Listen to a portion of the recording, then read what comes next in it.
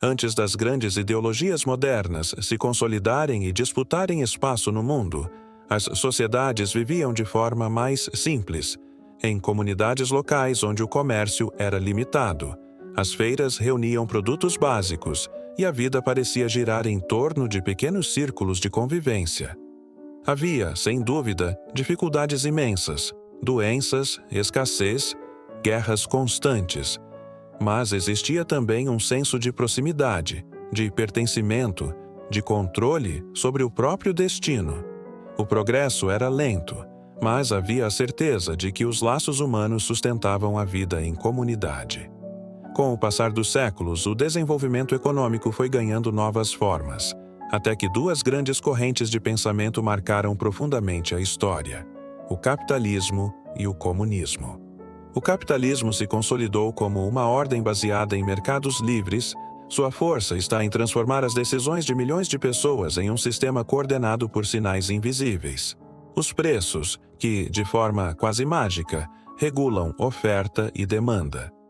Esse mecanismo descentralizado tornou possível um nível de crescimento e de adaptação sem precedentes na história da humanidade. Ao longo dos séculos XIX e XX, foi em economias de mercado que nasceram as grandes revoluções industriais. Os avanços científicos e tecnológicos que aumentaram a expectativa de vida e transformaram radicalmente a forma de viver das populações. Já o comunismo, surgido como resposta às desigualdades e às crises provocadas pelo capitalismo industrial, são, sem ricos nem pobres, onde a propriedade privada seria abolida e substituída pela propriedade coletiva. No papel, parecia uma utopia luminosa, um futuro perfeito onde todos seriam iguais e livres. Mas a história mostrou que, quando essas ideias saíram do papel e foram transformadas em regimes de Estado, o resultado foi frequentemente o oposto: coerção, violência e tragédias humanas em escala gigantesca. O sonho de igualdade absoluta deu lugar a regimes autoritários, campos de trabalhos forçados. A União Soviética foi o primeiro grande experimento. Houve avanços como a rápida industrialização, mas logo vieram os expurgos. Uma camponesa ucraniana escreveu em 1933: "As crianças choram de fome e mastigam grama para enganar o estômago. Enterramos vizinhos todos os dias." Era o Holodomor, uma fome devastadora causada por políticas de coletivização forçada e requisição de grãos. Na China, sob a liderança de Mao Tse-tung, mas decisões mal planejadas, combinadas com a coletivização forçada e a rigidez do regime, estimativas apontam dezenas de milhões de mortos.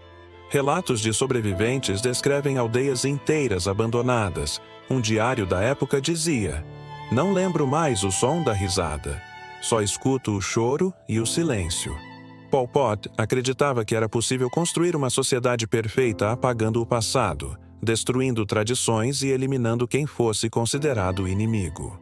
Cidades inteiras foram esvaziadas, crianças separadas de seus pais, intelectuais assassinados apenas por usarem óculos. Uma sobrevivente relatou: "Fui obrigada a cavar a cova do meu irmão. Nunca mais esqueci o cheiro da terra misturada com sangue." O país inteiro se transformou em um imenso campo de morte. E até hoje a memória desse trauma permanece viva entre as gerações. Esses episódios revelam por que o comunismo falhou quando transformado em poder de Estado. O primeiro problema é o da informação. Tentar planejar uma economia inteira do centro é como tentar controlar milhares de carros de uma cidade gigantesca sentado em uma única cabine de controle. É impossível prever todos os movimentos, e os acidentes se tornam inevitáveis. Quando um partido ou líder concentra todo o poder, sem oposição, sem imprensa livre, sem limites, os erros deixam de ser meramente técnicos e se transformam em perseguições, expurgos e massacres. O terceiro problema é a rigidez, sem espaço para corrigir erros ou para ouvir vozes divergentes. Já o capitalismo, com todas as suas falhas, apresenta uma lógica prática que funciona. É verdade que gera desigualdades e pode permitir abusos, mas sua força está na descentralização. Ele permite que milhões de decisões independentes se coordenem sem depender de ordens de cima, e cria incentivos poderosos para inovação. Uma invenção em uma garagem pode transformar o mundo. Além disso, quando associado a instituições democráticas, não são soluções perfeitas, mas são reais, possíveis ou alcançáveis, sem exigir o sacrifício de milhões em nome de uma utopia inalcançável. O futuro não exige a destruição do capitalismo, mas sim o seu aperfeiçoamento. É possível torná-lo mais humano, mais justo, mais inclusivo. Isso significa criar políticas públicas que garantam acesso universal à educação e à saúde, abrir crédito e oportunidades para os mais pobres, e implementar redes de proteção social que amparem os vulneráveis sem sufocar o mérito e a inovação. Significa regular mercados para impedir monopólios e abusos, cobrando responsabilidade ambiental e social das empresas, capazes de reduzir desigualdades e, ao mesmo tempo, financiar escolas, hospitais e pesquisa científica. E, acima de tudo, significa fortalecer as instituições democráticas, a liberdade de imprensa e a independência da justiça. O apelo do comunismo sempre foi emocional, mas as promessas mais belas podem esconder as maiores tragédias. A história nos mostra que não precisamos de utopias impostas à força. Precisamos de sistemas que respeitem a liberdade, que aprendam com os erros, que preservem a vida e a dignidade humanas. O capitalismo, mesmo imperfeito, já demonstrou ser capaz de evoluir e de se adaptar. O século XX já nos mostrou o preço das ilusões. Foram milhões de vidas ceifadas em nome de um sonho impossível, memórias de fome, de violência, de silêncio.